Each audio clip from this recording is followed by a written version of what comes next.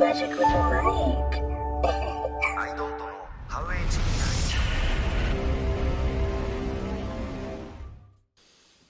What up, man? It's your boy Magic with the mic. I'm back in with another junk mail episode. Let's get it, man. I do want to say this right now because I told you guys that I was going to do a part 2 to the Biggie video, but the video that I was actually getting my information from, they actually took it down, I think. So I'm going on for something else. But this is about the Steamboat Geyser in Yellowstone. Apparently, the Yellowstone's been very active over like the last few years.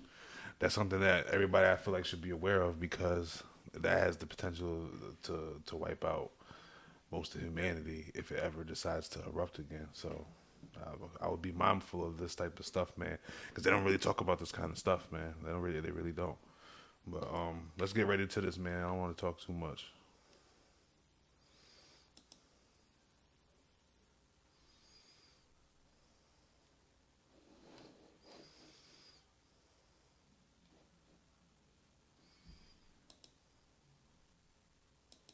Researchers in plant and microbial biology and earth and environmental sciences at the University of Minnesota.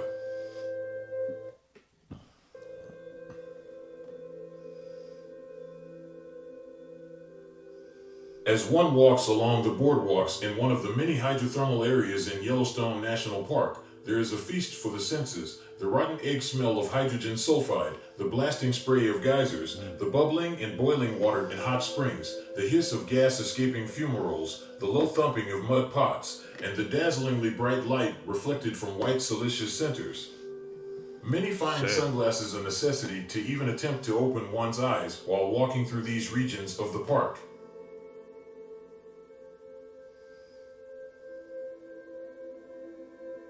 The white center is formed from precipitation of silica, silicon dioxide, or SiO2, in the form of opal and amorphous silica from the mineral-saturated hydrothermal waters rising from below the surface. After precipitation of the silica minerals, the center can become broken up by mechanical means, freeze-thaw cycles, bison walking on the surfaces. Yeah, I remember something. I remember hearing something about like the animals like moving from place to place because of seismic activity and stuff like that. And I remember them shutting down parts of the park because the roads were like melting and stuff like that. This is what I'm saying. That like this is the stuff that nobody really talks about. This is the stuff that people need to be talking about, but they're not talking about it. So, but I don't know. Like 2 weeks on, man. 2 weeks on.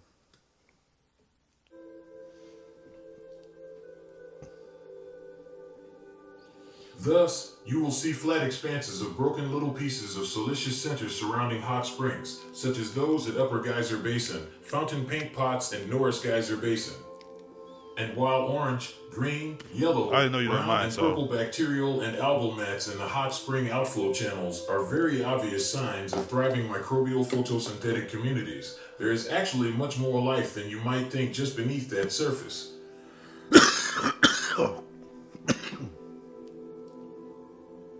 Researchers in Yellowstone's hydrothermal areas have noted that when you disturb the bleach white broken up, or what geologists would call breccia, pronounced breccia, siliceous center surfaces, underneath there can be a thin layer of deep dark green due to the presence of photosynthetic pigments.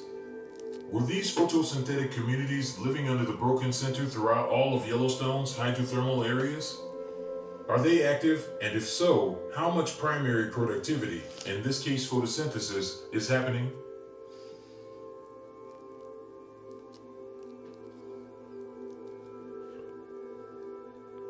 Curiosity. See what trips me out about this type of stuff is they don't even talk about this stuff. They rarely do what they do, but they don't try to publicize this shit like they do with celebrities and what they be doing and stuff like that. Like they don't never prioritize that type of stuff. It's always, you know what I mean? Like, but I don't know. About this form of life goes beyond wanting to learn about these communities as they relate to Yellowstone's hot springs, as there are also hot spring deposits in 3.5 billion year old rocks in Western Australia that preserve some of the earliest forms of life to emerge on Earth.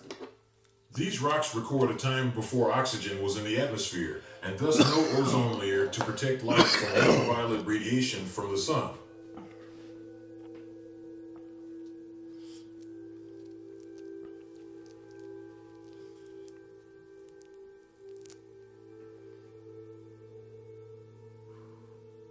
Could the environments present in Yellowstone be an analog for how life could live on the surface of the Earth? Studies of these communities, called hypoliths, hypo I meaning apologize, under, man. My and lith internet has meaning been rock, acting so weird literally these life last under months. rocks, revealed robust photosynthetic communities that were every bit as productive as the photosynthetic mats growing in hot spring outflow channels.